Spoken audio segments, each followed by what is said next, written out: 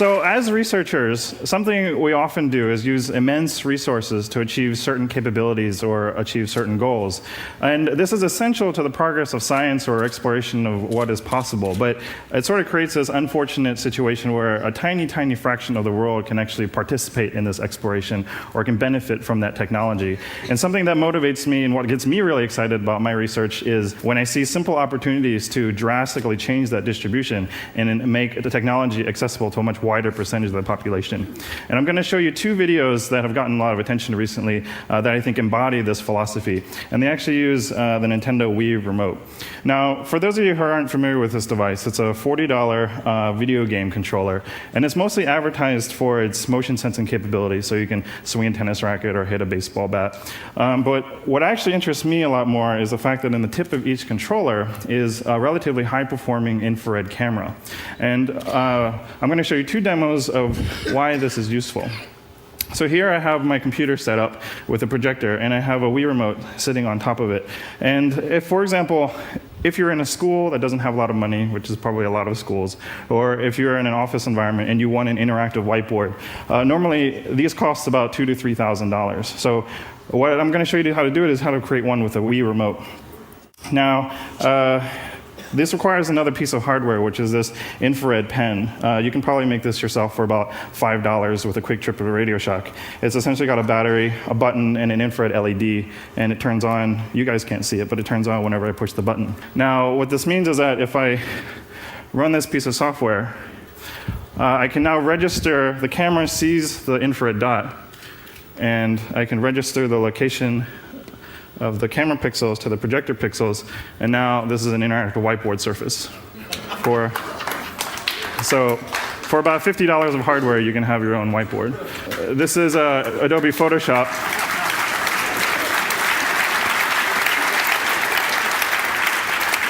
Thank you. Now, the software for this I've actually put on my website and have let people download it for free. In the 3 months that this project has been public, it's been downloaded over 500,000 times. So teachers and students all around the world are already using this.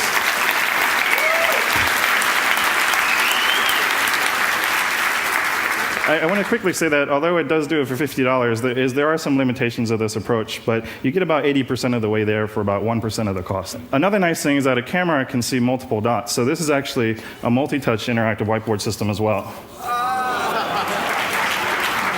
For the second demo, I have this Wii Remote that's actually next to the TV, so it's pointing away from the display rather than pointing at the display. And why this is interesting, here they are, is that if you put on, say, a pair of safety glasses that have two infrared dots in them, what these two dots are essentially going to give you is give the computer an approximation of your head location. And why this is interesting is I have this little application running on the computer monitor, which has a 3D room with some targets floating in it. And you can see that it looks like a 3D room. If you can see, like a video game, it sort of looks 3D, but for the most part, the image looks pretty flat and bound to the surface of the screen. But if we turn on head tracking, the computer can change the image that's on the screen and make it respond to the head movement. So let's switch back to that.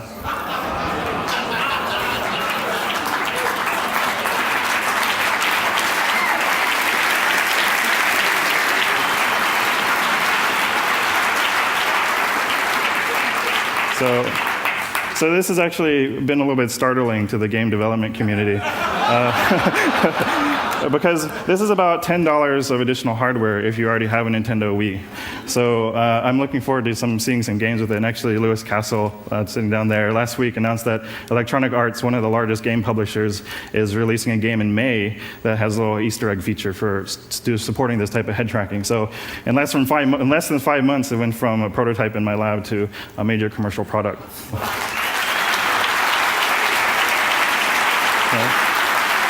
Thank you.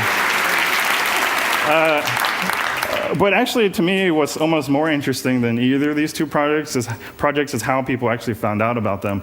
YouTube has really changed the way or changed the speed in which a single individual can actually spread an idea around the world.